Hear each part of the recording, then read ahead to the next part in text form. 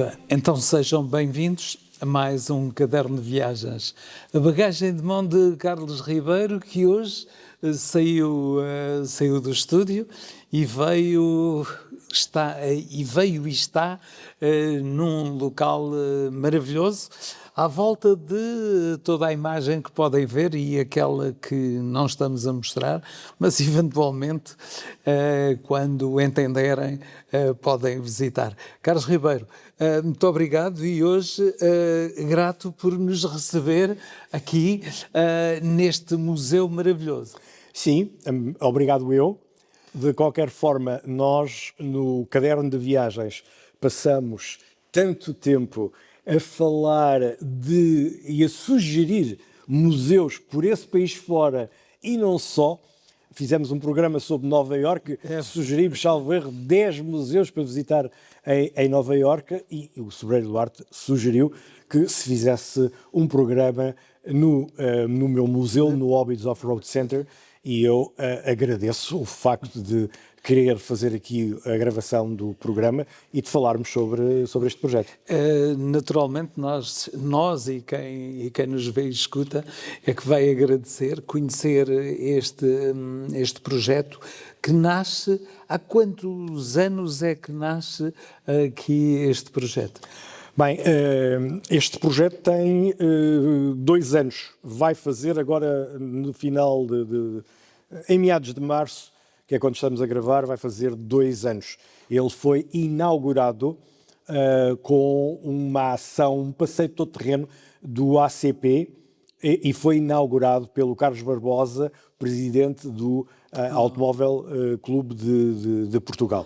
Este projeto naturalmente vem eu agora vou-lhe chamar um bichinho do Carlos Ribeiro. Quer dizer, é um problema grave o meu bichinho, porque eu já estou, como o povo costuma dizer, desenganado pelos médicos, não é?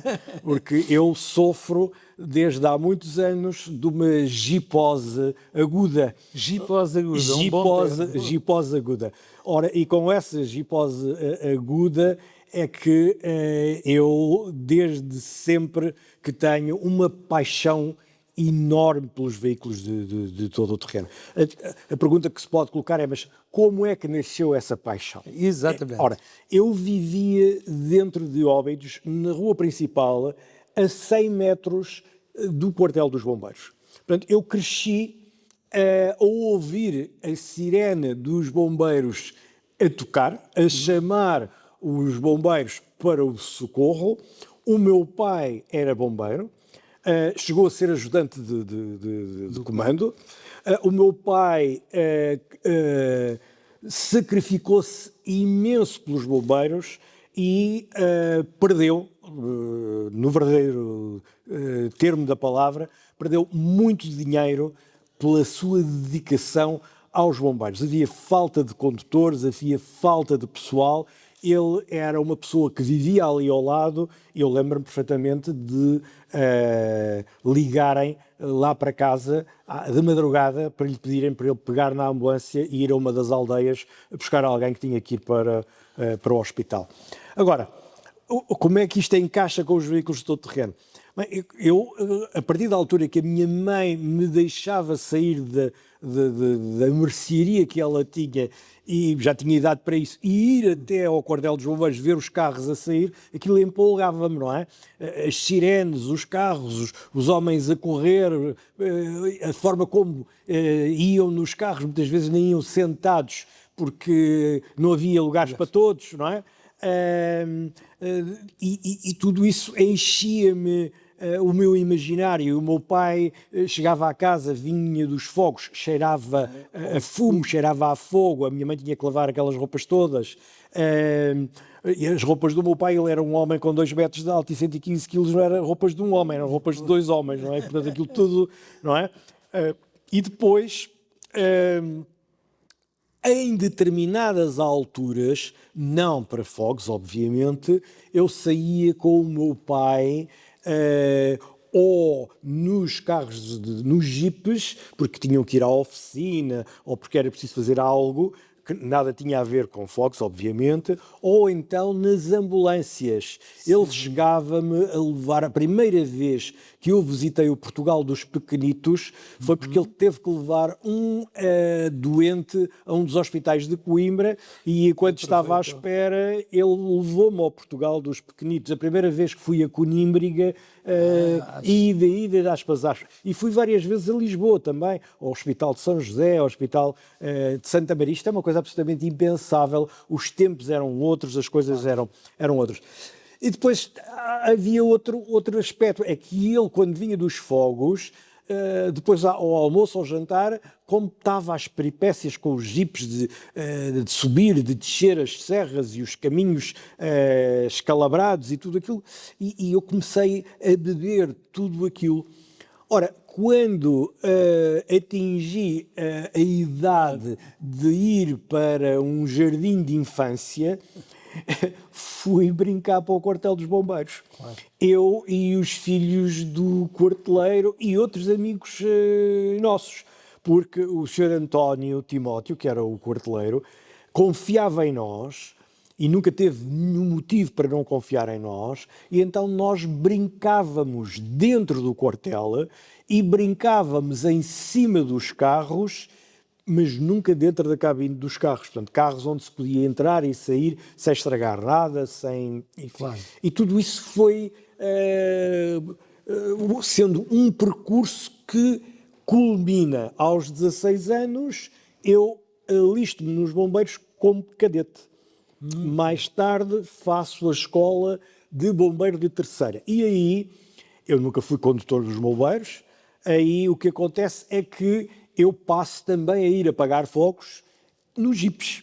Passo a ir fazer peditórios do Natal para os bombeiros nos jipes. Passo a ir a fazer exercícios na torre dos bombeiros do Bombarral, porque não havia torre nos bombeiros de Óbidos para fazer os exercícios, e lá íamos nós, à sexta-feira, às 10 da noite, para o Bombarral. Portanto, e foi crescendo dentro de mim este amor pelos jipes. Isto culmina quando eu faço 18 anos, tiro a carta de condução, e quando tenho 22 anos, em 1984, eu vou à feira do 15 de agosto, em Caldas da Rainha, e está um Jeep, o MM Bordeaux, que está aqui no Óbidos Off-Road Center, aqui na galeria Cornilo MM, e vejo o carro colocado em cima de umas pranchas de madeira. E aquilo encheu-me o espírito, encheu-me a alma. Eu apanhei o autocarro e vim a Óbidos falar com a minha mãe, pedir-lhe autorização para comprar o carro, sendo que eu tinha os 964 contos que custava o carro. E na altura não havia quem me desse crédito se eu quisesse comprar o carro a crédito. Nem havia, nem de perto nem de longe, os sistemas de crédito que nós temos claro. Hoje.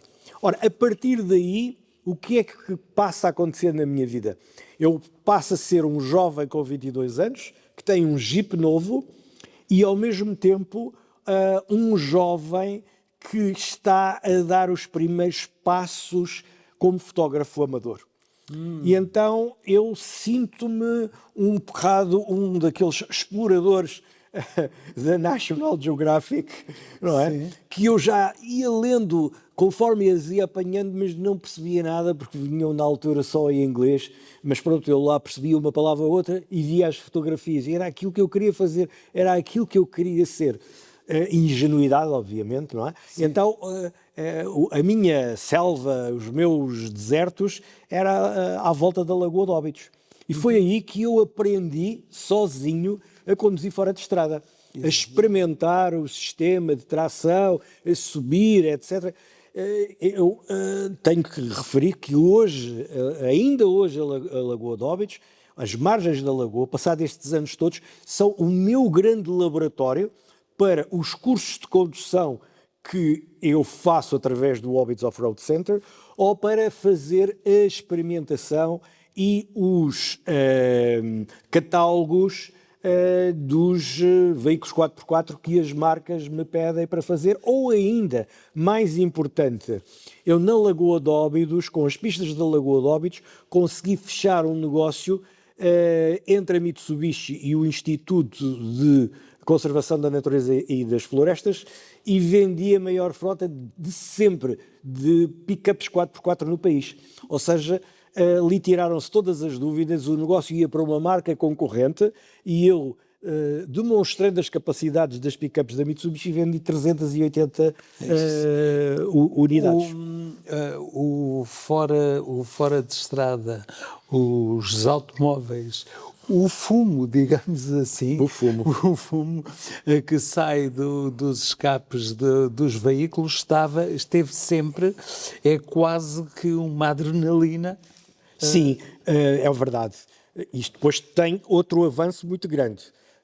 Eu vou trabalhar para a Europcar em Lisboa, portanto a Europcar é um rent-a-car, e na Europcar eu faço o meu 12º ano, é ali que eu tenho formação e que eu passo do secundário, enfim... A ter outra perspectiva. Sobre a gestão, sobre as vendas e tudo isso. E, entretanto, eu venho trabalhar, eu fazia todos os dias Óbidos de Lisboa e não havia A8, essa particularidade, e eu venho trabalhar para o concessionário da Fiat em Caldas da Rainha, para a Expo Oeste, para a Auto Oeste, perdão, e o meu patrão, o saudoso Júlio Marcos dos Santos, desafia-me para fazer uns passeios com os Fiat Panda 4x4 à volta da Lagoa. O fora de estrada estava sempre presente. Tal e qual.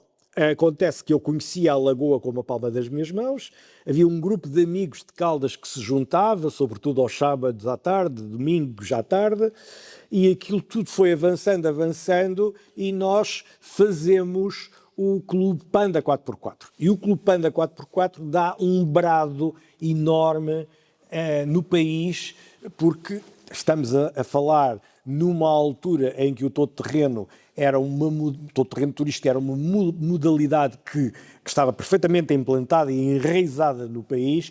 Havia muitos clubes, mas de repente aparece um clube de um carro pequeno, que nem sequer era um verdadeiro todo-terreno, porque ele foi criado para os países europeus alpinos, onde neva no inverno, e para as pessoas conseguirem chegar a casa com a tração, etc. Mas não foi criado para aquilo que nós fizemos.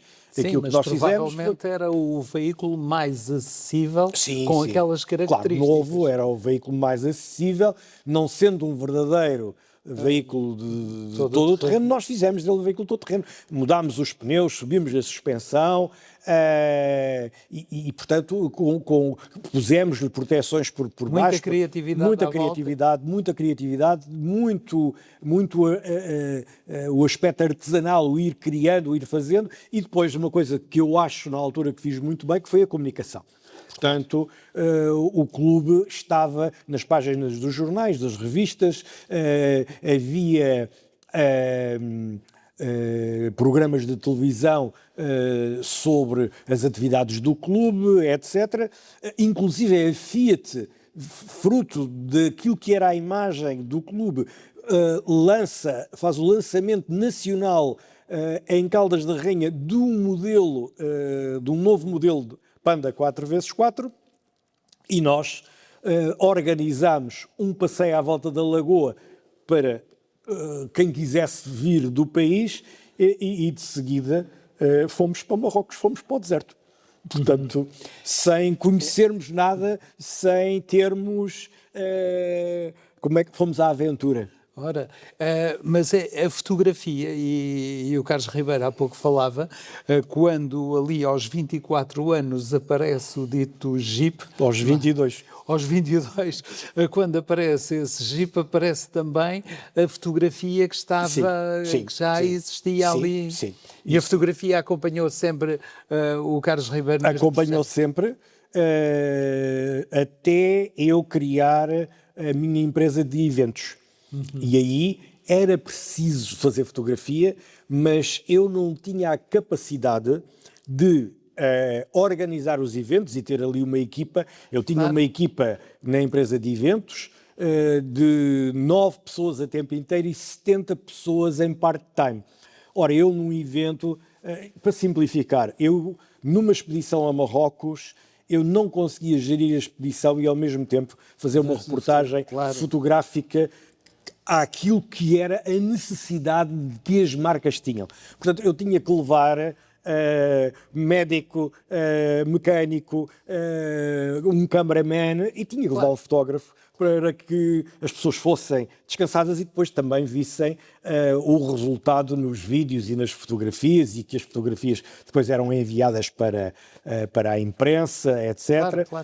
Mas esse período foi um período muito duro da minha vida, a trabalhar sempre com veículos 4x4. Eu despeço-me de uma situação perfeitamente estável na concessão Fiat em Caldas da Rainha, peço ao meu patrão para me despedir e vou a criar a Promóbitos, que passou a ser uma empresa de eventos a trabalhar a nível nacional. Eu, com 25 clientes dentro da indústria automóvel, criei um pequeno império, não é? Claro.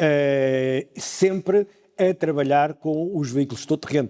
Primeiro ligeiros, mais tarde pesados e depois, fruto daquilo que era o trabalho que eu desenvolvia, acabei por ser arrastado, e ainda bem, para os veículos de turismo e para fazer stands nas feiras para promover os jipes, para promover os automóveis, e portanto há todo um percurso da minha vida, 30 e tal anos, envolvidos com os veículos automóveis e nomeadamente com todo o terreno. Carlos Ribeiro, vou fazer aqui um desafio, que é de voltarmos novamente aqui a este museu magnífico no próximo programa. Com todo o gosto. Porque aqui ficámos com a panorâmica do que é que leva o Carlos Ribeiro a ser um homem, e eu agora vou deixar aqui fora de estrada com muita criatividade. Nunca me chamaram isso, mas eu gosto. Fora de estrada com muita criatividade, e depois a este verdadeiro símbolo que está aqui na Uceira, em Óbidos. Por isso, Carlos Ribeiro, e para todos aqueles que nos escutam, o Caderno de Viagens volta na próxima semana com mais uma bagagem de mão, e esta muito bem apetrechada do Carlos Ribeiro. Até lá. Até lá.